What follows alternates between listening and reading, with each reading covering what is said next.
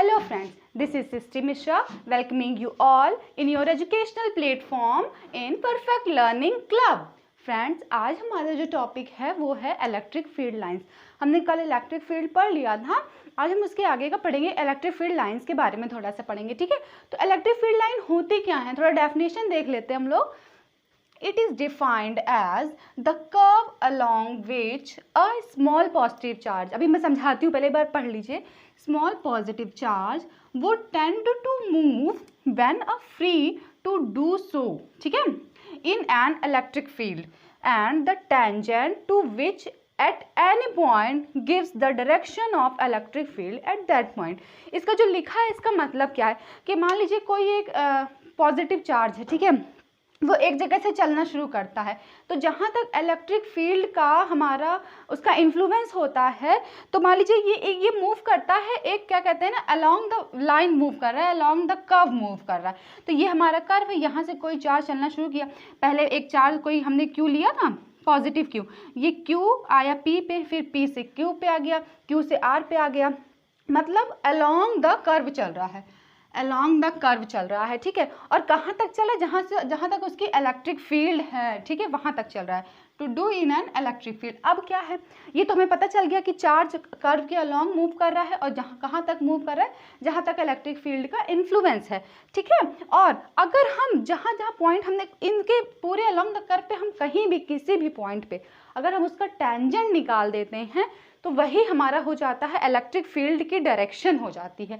ठीक है ना, जैसे हमने पॉइंट पी लिया, हमने इस पे टेंजेंट मतलब क्या होता है, 90 डिग्री ड्रॉ कर देते हैं। हमने क्यू पे ड्रॉ किया, आर पे ड्रॉ किया, हमने यहाँ पे कोई और पॉइंट ले लिया, एक्स मान लो ले लिया, अगर हम इस पे 90 डिग्री ड्रॉ कर देते हैं, फिर यहाँ लिया, इस पे 90 डिग्री ड्रॉ कर दें, ये नीचे की तरफ आया, इस पे 90 डिग्री ड्रॉ कर दें, तो ये हमारा क्या शो करेगा, ये हमारी इलेक्ट्रिक फील्ड लाइन की डायरेक्शन शो करती है। ठीक है, यही है हमारी इलेक्ट्रिक फील्ड लाइन। तो देख लीजिए, इट इज डिफाइंड एज, मतलब ये एक कर्व है जो कि मतलब एक कोई पॉजिटिव चार्ज है जो अलोंग अ कर्व मूव कर रहा है इलेक्ट्रिक फील्ड में, और अगर उस कर्व पे किसी भी पॉइंट पे हम उसका डायरेक्शन निकालना है तो हम उसी पॉइंट पे टेंजेंट ड्रॉ कर देते हैं, तो क्या निकल आता है, हमारा इलेक्ट्रिक फील्ड लाइन के डायरेक्शन निकला। अब हमारा नेक्स्ट टॉपिक क्या है, इलेक्ट्रिक फील्ड लाइन की अब हम प्रॉपर्टीज देखते हैं। ठीक है, अभी तक हमने देखा कि इलेक्ट्रिक फील्ड लाइंस होती क्या है, अब हम देखते हैं जो हमारी इलेक्ट्रिक फील्ड लाइन है ये क्या क्या प्रॉपर्टीज को फॉलो करती हैं। ठीक है, तो पहले क्या है, the line of force are continuous smooth curve without any break,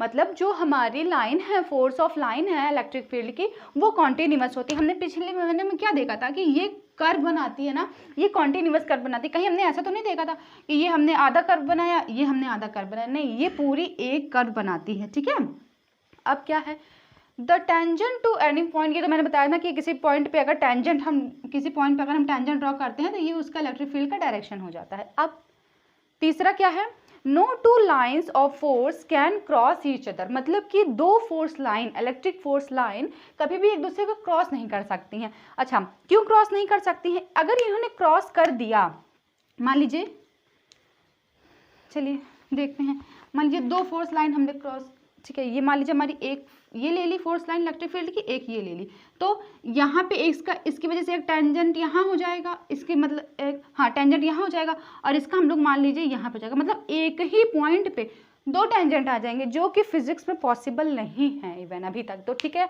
तो ये इसीलिए होता है कि दो फोर्स लाइन होती हैं जो वो कभी एक दूसरे को क्रॉस नहीं कर सकती हैं।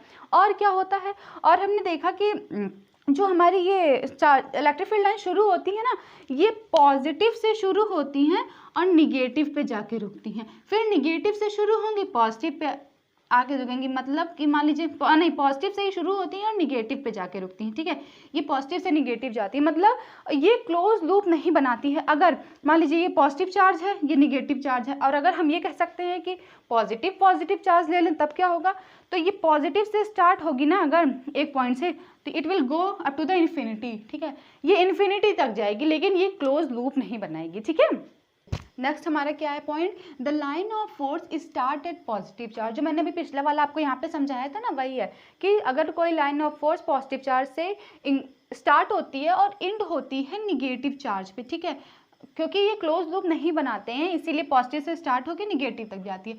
दे can not form close loop, वो क्लोज लूप कभी नहीं बनाती हैं। If there is a single charge either positive और निगेटिव, दोनों में से एक ही चार्ज हो, सिंगल चार्ज हो, then the line of force will start और एंड एट इन्फिनिटी, ये इन्फिनिटी तक जाती हैं, ठीक है।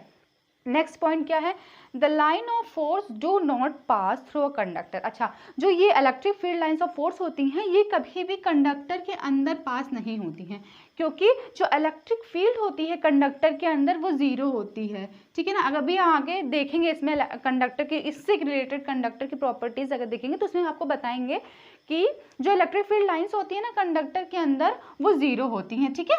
चलिए हमारा नेक्स्ट टॉपिक क्या है कि हम इसको बाई ड्रॉ करके देख सकते हैं। इलेक्ट्रिक फील्ड लाइन फिगरली ड्रॉ करके देखेंगे कि जो हमारी इलेक्ट्रिक फील्ड लाइन होती है डिफरेंट चार्जेस के लिए उनका क्या फंक्शन होता है, ठीक है ना। जैसे हम पॉजिटिव चार्ज के लिए देख लेते हैं कि मान लीजिए कोई हमने चार्ज ले लिया, ठीक है, ये हमारा प्लस क्यू का चार्ज है, तो इसके इलेक्ट्रिक, ये आता है एग्जाम में पॉइंट ऑफ व्यू से बहुत इंपॉर्टेंट है, ठीक है ना। जो 3 नंबर में क्वेश्चंस आते हैं उसमें ये 2-3 दे देंगे कि आपको इसके लिए आप इलेक्ट्रिक फील्ड लाइन ड्रॉ करिए। और इसके पहले जो मैंने प्रॉपर्टी पढ़ाई थी वो भी बहुत इंपॉर्टेंट है, वो भी आती है।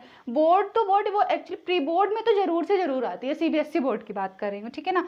और अगर इसकी देखते हैं तो देखिए ये पॉजिटिव चार्ज है, तो पॉजिटिव चार्ज क्या करेगा, हमेशा रिपेल करेगा, ठीक है। तो इसका ये बन जाएगा ऐसे, इसकी इलेक्ट्रिक फील्ड लाइन्स ऐसे बनेंगी। ये बस ड्रॉ करने के लिए आता है एग्जाम में, ठीक है। ये हमारी पॉजिटिव के लिए बन गई, ठीक है ना, ध्यान से देख लीजिए। ये हमारा पॉजिटिव चार्ज है और ये सब देखिए बाहर की तरफ रिपेल कर रही हैं। अगर हम ऐसे ही निगेटिव चार्ज के लिए बनाएं, ठीक है, फॉर निगेटिव चार्ज तो क्या हो जाएगा, यहाँ पे ये निगेटिव चार्ज हमने ले लिया माइनस ऑफ क्यू, ठीक है, यहाँ पे हमने फील्ड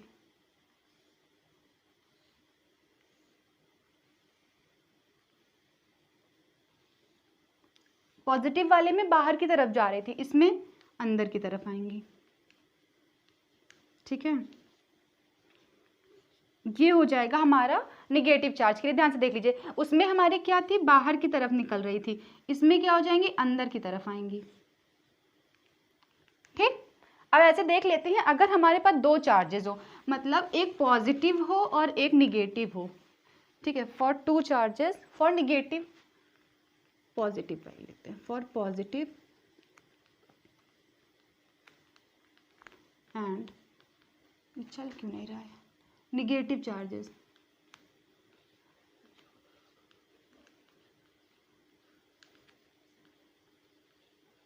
चलिए ठीक है ना। अब उसमें दोनों का कॉम्बिनेशन कर देंगे, पॉजिटिव और निगेटिव में। मान लीजिए ये हमारा पॉजिटिव का प्लस क्यू है और ये हमारा निगेटिव का माइनस क्यू है। चलिए इसके ये देखो, इलेक्ट्रिक फील्ड लाइन हमेशा पॉजिटिव से निगेटिव की ओर चलती हैं, ठीक है। और इसकी कैसे होंगी फिर,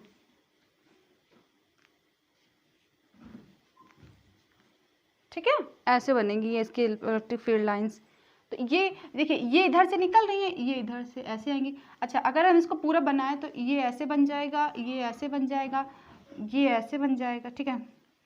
ये देखते हैं, बट इसको ऐसे बनाते नहीं, ये अंदर की तरफ आएगा, यहाँ से आके यहाँ तरफ जाएगा, ठीक है ना। तो इसको हम ऐसे ऐसे ही बना देते हैं, ऐसे, और इसको ऐसे, ठीक है ना। ये हमारा हो गया एक पॉजिटिव चार्ज के लिए और एक ये निगेटिव चार्ज के लिए हो गया, ठीक है। 3 हमने देखे, फॉर पॉजिटिव चार्ज मतलब एक पॉजिटिव चार्ज के लिए, फिर हमने देखा निगेटिव चार्ज, और for positive and negative both, ठीक है।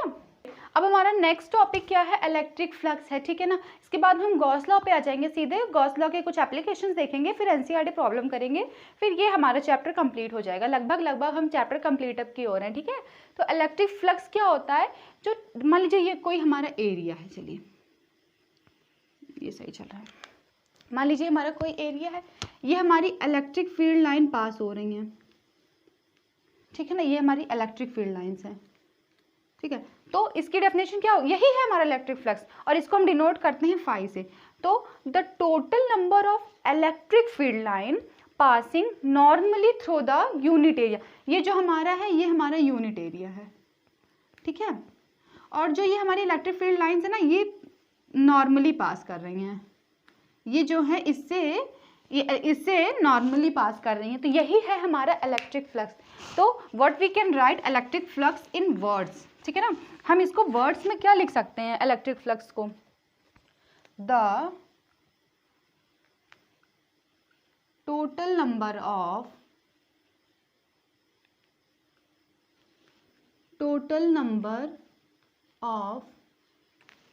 इलेक्ट्रिक फील्ड लाइंस, दिख नहीं रहा है क्या इससे सही से? Total number of electric field lines passing normally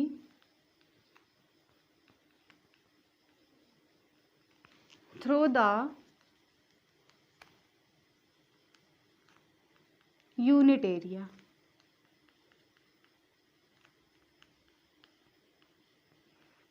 ठीक है, that is, and it is denoted by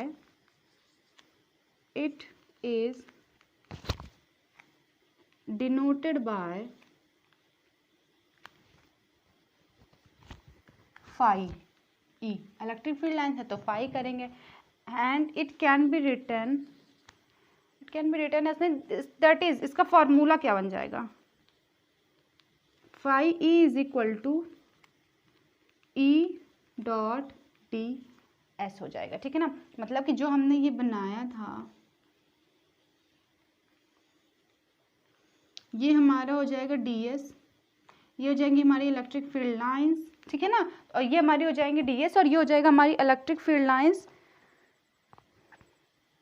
मान लीजिए ये ई है, और ये यहीं पे बन जाएगा, यहाँ पे थीटा, ये एन कैप है, यहाँ पे theta is equal to 0 degree बन जाएगा, ठीक है ना, क्योंकि एक तो उसी से क्या करती है नॉर्मली पास हो रही हैं।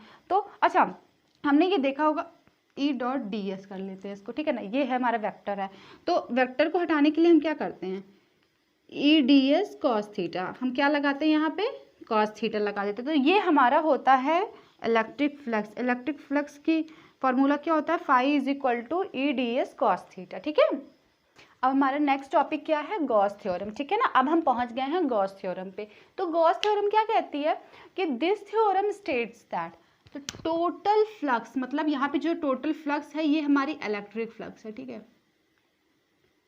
The total flux through a closed surface is 1/ε0 times net charge enclosed by the surface. मतलब ये थ्योरम कहती है कि जो हमारे सरफेस की टोटल फ्लक्स है वो इक्वल होगी जितना उसका नेट चार्ज होगा इंटू 1/ε0 टाइम, ठीक है।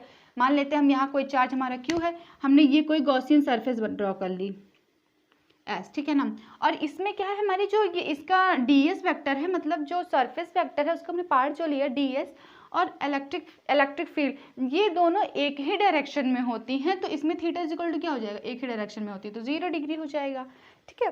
तो मैथमेटिकली इसको हम क्या लिख सकते हैं? इफ आई ई फ्लक्स हमें बता, इसमें हमें फ्लक्स ही तो निकालना, गॉस थ्योरम से हम फ्लक्स निकालते हैं, ठीक है। तो phi is equal to E dot D S, ये तो हमने इसका फॉर्मूला ही देख लिया। तो phi E is equal to Q upon epsilon naught होता है, ये मैथमेटिकली होता है, ठीक है। मतलब कि जो टोटल फ्लक्स होती है वो 1/ε0 टाइम नेट चार्ज, मतलब उसकी जो नेट चार्ज है, पूरा टोटल नेट चार्ज है उसकी 1/ε0 टाइम्स होती है, ठीक है। Phi is equal to E dot D S is equal to Q upon epsilon. अब इसकी हम प्रूविंग देखेंगे, तो हम इसकी प्रूविंग देखते हैं, ठीक है। जो हमने फिगर बनाया था इसके पहले, अभी इसको रब करने के पहले वही फिगर इसमें अप्लाई होगा, ठीक है। तो सपोज हमने एस ले लिया जो कि कोई, ये हमारी स्फेयर थी, हाँ, और उसकी रेडियस है हमारी आर, तो हमने और वहीं पे हमने क्या कर दी? गॉसियन सरफेस ड्रॉ कर ली है, ठीक है। अब हम क्या देखते हैं? अच्छा, सरफेस पे किसी भी पॉइंट पे, मतलब कि एस पे कोई भी पॉइंट ले ले, वहाँ पे इलेक्ट्रिक फील्ड क्या हो जाएगी? 1/4πε0 Q/r²। ये तो हमने वहाँ पे सॉल्व करके प्रूव करके देखा था ना कि इलेक्ट्रिक फील्ड आती है हमारी 1/4πε0 Q/r²। अच्छा, यहाँ पे क्या था? फिगर में कहाँ बनाऊँ? यहाँ बना देती हूँ। हमने देखा था कि मान लीजिए कोई हमारा चार्ज है, तो हमारी जो डी एस वैक्टर है और ई डी एस और ई जो है एक ही डायरेक्शन में लग रही है, मतलब यहाँ पे हमारा थीटा क्या हो जाएगा? 0 डिग्री हो जाएगा यहाँ पे हमारा थीटा। तो हम यहाँ पे theta is equal to 0 degree ले लिए। तो now flux through the area ds। अब हम फ्लक्स जो हमारी ds मतलब s में हम जो पार्ट लिए हैं ds, ये हमारे यहाँ पे हमने ds लिया था ना, पूरे में से केवल थोड़ा सा पार्ट लिए थे ds। अब वहाँ पे हम फ्लक्स निकालेंगे तो ds फ्लक्स निकलेगा यहाँ फाई, ठीक है। तो phi is equal to E dot D S. अच्छा वेक्टर, ये वेक्टर लगा है तो वेक्टर को हटाने के लिए हम हमेशा कॉस थीटा लगाते हैं, ठीक है। अच्छा हम यहाँ वेक्टर को हटाने के लिए नहीं, सॉरी डॉट प्रोडक्ट को हटाने के लिए हम कॉस थीटा लगाते हैं। हमेशा डॉट प्रोडक्ट जहाँ रहेगा उसको रिप्लेस करने के लिए हम कॉस थीटा लगाते हैं, और जहाँ क्रॉस प्रोडक्ट रहता है उसको रिप्लेस करने के लिए हम हमेशा साइन थीटा का यूज़ करते हैं, ठीक है। तो हमने क्या लिखा, ई dot D S cos theta. जैसे ही हमने कॉस थीटा लगाया तो हमारा ये डॉट प्रोडक्ट हट जाएगा, ये सिंपल मल्टीप्लाई में आ जाएगा, ठीक है। तो ई डी एस कॉस थीटा हो गया। अच्छा थीटा की वैल्यू क्या है, यहाँ पे 0 डिग्री है तो इसलिए ये 0 डिग्री हो गया। तो क्या आ गया, ई डॉट डी एस केवल आ गया। अब हमें क्या चाहिए, टोटल फ्लक्स चाहिए ना। तो हम क्या जानते हैं, phi is equal to E dot D S होती है। हम ये जानते हैं कि हमें जहाँ भी कुछ भी टोटल निकालना होता है वहाँ पे हम उसको इंटीग्रेट कर देते हैं, ठीक है। तो phi is equal to integration of E dot D S हो गया। अब ई हमारा बाहर हो जाएगा, कांस्टेंट है, ई बाहर हमने ले लिया, डी एस ले लिया। अब डी एस और इंटीग्रल ये हट जाएगा, मतलब दोनों कैंसिल आउट होके एस बचेगा, E dot D S. E की वैल्यू क्या है, 1/4 pi epsilon naught Q by R square है, ठीक है।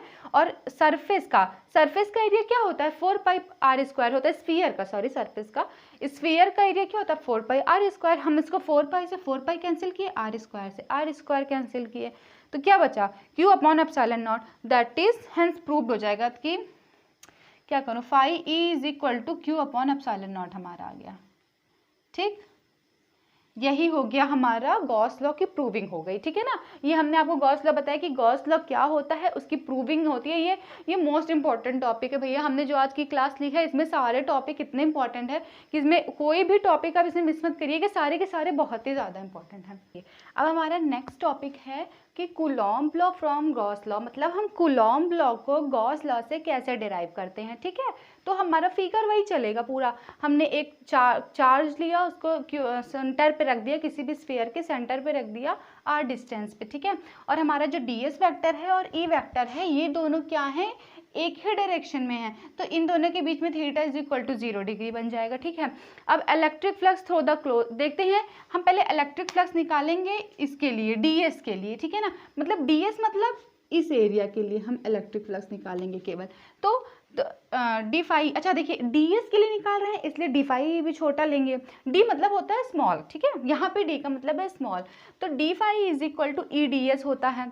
डॉट प्रोडक्ट में है, हमने कॉस थीटा लगाया, यहाँ पे थीटा की वैल्यू क्या है 0 डिग्री है। तो क्या आ गया, D phi is equal to E D S cos theta, मतलब ये आ गया ई डॉट डी एस, ठीक है। अब हम क्या करेंगे, टोटल इलेक्ट्रिक फ्लक्स निकालेंगे। अच्छा हमने आपको बताया था कि टोटल इलेक्ट्रिक फ्लक्स निकालने के लिए क्या करते हैं, हमेशा कोई भी टोटल निकालना हो, इलेक्ट्रिक फ्लक्स हो, कुछ भी क्वांटिटी हो, अगर हमें टोटल निकालनी होती है तो हम हमेशा उसको इंटीग्रेट कर देते हैं। तो D phi is equal to E dot D S हो गया। अब ई हमारा ये निकल आएगा बाहर, केवल बचेगा डी एस, ठीक है ना। अच्छा डी एस है और ये इंटीग्रेशन और डी है, तो क्या बचेगा ई डॉट एस। और ई की वैल्यू हम जानते हैं क्या होती है, 1/4 pi epsilon naught Q by R square होती है, और यहाँ पे हम मल्टीप्लाई बाई एस कर लिए, ठीक। तो phi is equal to E dot S बचा। तो और यहाँ पे एस की वैल्यू क्या हो जाएगी, 4 पाई आर स्क्वायर, पिछले में हमने वही किया था, ठीक है ना। तो कुल मिला के हम यहाँ पे लिख सकते हैं ई की वैल्यू 1/4 पाई आर स्क्वायर, 1/4 पाई, इसको इरेज ही कर देती हूँ, ठीक है ना, यहाँ पे ऊपर इरेज कर देती हूँ। तो यहाँ पे थोड़ा सा ये गड़बड़ हो गया था ना, मैंने यहाँ पे फिर से वो गॉस लॉ को ही प्रूव कर दिया था। तो ठीक है, Q इज इक्वल टू, अरे phi is equal to Q upon epsilon naught हो गया। और फाई की वैल्यू हमने क्या निकाली, E into 4 pi R square, ठीक है ना। यहीं से थोड़ा सा वो हो गया था। तो ई, अब क्या करें, हमें ई की वैल्यू चाहिए, तो ई को यहीं रख देंगे, इसको इसके नीचे ले आएंगे, ठीक है ना।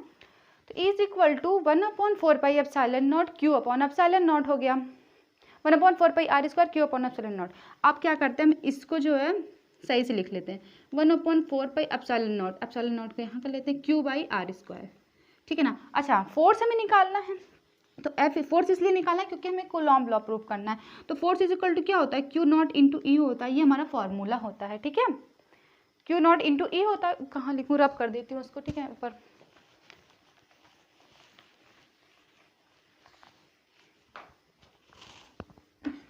F is equal to Q naught into E, तो F is equal to Q naught into 1/4πε0 Q/r²। अब इसको हम सही से लिख लेंगे 1/4πε0 Q0/r²। ये हमारा क्या आ गया, ये हमारा आ गया गॉस लॉ आ गया हमारा ये, अरे सॉरी, गॉस लॉ से हमने कूलॉम्ब लॉ प्रूफ कर दिया, ठीक है ना, which is coulomb law, hence proof ना। अब हमारा गॉस लॉ से कूलॉम्ब लॉ प्रूफ हो गया। थोड़ा सा हम आपको बता देते हैं, जो गॉस लॉ देखिए, सबसे पहले हमने कूलॉम्ब लॉ देखा, ठीक है, उसके बाद हमने गॉस लॉ देखा, अब हमने देखा कि कूलॉम्ब लॉ को गॉस लॉ से कैसे प्रूव करते हैं, ये भी हमने देख लिया। और इसमें एक टॉपिक आता है कि differential form of Gauss law और integral form of Gauss law, ठीक है ना। तो देखो ये हम जो पढ़ा रहे डिफरेंशियल और इंटीग्रल फॉर्म, ये इसमें नहीं है। जब आप फिजिक्स का सेकंड पार्ट स्टार्ट करेंगे, जब हम लोग फिजिक्स का सेकंड पार्ट स्टार्ट करेंगे, उसमें जो फर्स्ट चैप्टर है ना, उसी में है ये डिफरेंशियल फॉर्म है। तो इसको थोड़ा सा मैं इसमें इसको आपको फॉर्मूला बता दे रही हूँ, बस थोड़ा सा आप इसे जान लीजिए, ताकि जब वहाँ पढ़ाएंगे ना तो आपको क्लियरिटी अच्छे से हो जाएगी, ठीक है। तो differential form of Gauss law, ना, गॉस लॉ का डिफरेंशियल फॉर्म अगर हम देखते हैं तो ये होता है del dot E is equal to rho upon epsilon naught, ये होता है हमारा डिफरेंशियल फॉर्म। और अगर हम इंटीग्रल फॉर्म देखें, integral form of Gauss law, अगर हम integral form of Gauss law देखते हैं तो ये हो जाता है E dot N cap D S Q upon epsilon not, ठीक है ना। ये बहुत इंपॉर्टेंट हमारा रिजल्ट होता है, ठीक है ना। इसमें जब हम सेकंड पार्ट पढ़ेंगे ना तो उसमें ये हमें बहुत यूज आता है। एक्चुअली उस सेकंड पार्ट में क्या होता है ना, उसमें पूरा थ्योरेटिकल है। इसमें हम जैसे न्यूमेरिकल पढ़ते हैं, उसमें पूरा थ्योरेटिकल है। उससे लगभग 1-2 क्वेश्चन है जो ज़्यादा लॉन्ग आंसर बनते नहीं, तो उसमें सब शॉर्ट में ही बनते हैं, ठीक है, क्योंकि पूरा थ्योरेटिकल 1 या 2 लाइन के या ज़्यादा 3-4 लाइन के क्वेश्चंस मतलब आंसर्स बनते हैं। तो उसमें ये सब केवल डायरेक्ट आपको दे दिया जाएगा कि write the differential form of Gauss law और write the integral form of Gauss law, ठीक है। फ्रेंड्स, आज हम थोड़ा सा देख लेते हैं एप्लीकेशन का, थोड़ा सा ओवरव्यू ले लेते हैं, फिर हम नेक्स्ट लेक्चर में एप्लीकेशन को एप्लीकेशन इसका पूरा प्रूफ कर लेंगे। जहाँ तक हाँ एप्लीकेशन इसका पूरा हो जाएगा, उसके बाद हो सकेगा तो हम उसी में एनसीईआरटी क्वेश्चन सॉल्व कर लेंगे, ठीक है ना। और अगर नहीं हो पाएगा तो नेक्स्ट लेक्चर में, तो ये चैप्टर आपका फुली कंप्लीट हो रहा है, इसके बाद हम नेक्स्ट चैप्टर शुरू करेंगे, मतलब 2 लेक्चर और लेंगे बस, उसके बाद आपका चैप्टर कंप्लीट हो जाएगा ये, ठीक है। तो हम देखते हैं एप्लीकेशन ऑफ गॉस लॉ। और जहाँ तक मुझे लग रहा है मैंने कोई टॉपिक छोड़ा नहीं है, even from NCERT and from और जो हमारी रेफरेंस बुक है उनसे भी हमने कोई टॉपिक आपका छोड़ा नहीं है जो आपके सिलेबस से, इस चैप्टर से कहीं से भी क्वेश्चन आता है। और मैं आपको बाद में एडिशनल क्वेश्चन भी, इसके एडिशनल क्वेश्चन मतलब कि जो एग्जाम में आते हैं, जैसे कि पिछले साल के जो सैम्पल पेपर्स हैं उनसे लेके हम आपको क्वेश्चन एक शीट बना के देंगे, आप उसको सॉल्व करिएगा, ठीक है ना। चलिए वो सब बात का काम है। तो एप्लीकेशन ऑफ गॉस लॉ देखते हैं। यहाँ पे हमारे पास 6 एप्लीकेशंस है। तो पहला गॉस लॉ का एप्लीकेशन हम देखेंगे हॉलोस्फीयर में, ठीक है ना, मतलब हॉलोस्फीयर जो अंदर से खोखला होता है, इसमें 3 केस बनते हैं। एक तो मान लीजिए स्फीयर लिया हमने, चार्ज बाहर की तरफ पुट कर दिया, बाहर रख दिया कोई चार्ज, ये पहला केस हो गया। दूसरा केस हमने अंदर रख दिया चार्ज, तीसरा केस हमने इसके सरफेस पे रख दिया चार्ज। 3 केस बने। यही सेम, ये हमारा हॉलोस्फीयर था, यही सेम चीज़ सॉलिड स्फीयर के साथ होती है और यही सेम चीज़ होती है स्फेरिकल कंडक्टर के साथ। अब आता है Gauss law in surface charge distribution. हम वहाँ पे देखेंगे कि जैसे अभी तक तो हमने 1 लाइनर पढ़ा था ना, linear charge, surface charge, volume charge. अब हम देखेंगे गॉस लॉ से सरफेस चार्ज डिस्ट्रीब्यूशन को, और उसके बाद देखेंगे 2 positively sheet, Gauss law in 2 positively sheet, मतलब हम 2 शीट ले लेंगे, उसमें हम देखेंगे कि दोनों पॉजिटिव हैं। अब इन दोनों के बीच में हम गॉस लॉ निकालेंगे। सिमिलरली अगर हम देख लेते हैं 2 अपोजिटली शीट का ले लेते हैं, मतलब एक पॉजिटिव हो जाएगा, एक निगेटिव हो जाएगा, ठीक है ना। इसको हम नेक्स्ट लेक्चर में देखते हैं, मतलब कल देखते हैं इसको। तो एप्लीकेशन ऑफ गॉस लॉ, तो आज हमने क्या क्या पढ़ा, इलेक्ट्रिक फील्ड लाइंस पढ़ी, और क्या पढ़ा, फिर हमने इलेक्ट्रिक फ्लक्स पढ़ा, फिर हमने गॉस लॉ पढ़ा, है ना, फिर coulomb law from the Gauss law पढ़ा, इलेक्ट्रिक फील्ड लाइंस की प्रॉपर्टीज़ पढ़ी, और उसके बाद the application of Gauss law को थोड़ा सा हमने ओवरव्यू दिया, ठीक है ना। आज के लिए तो बस हम इतना ही, नेक्स्ट लेक्चर में हम आपसे फिर से मिलते हैं। Thank you.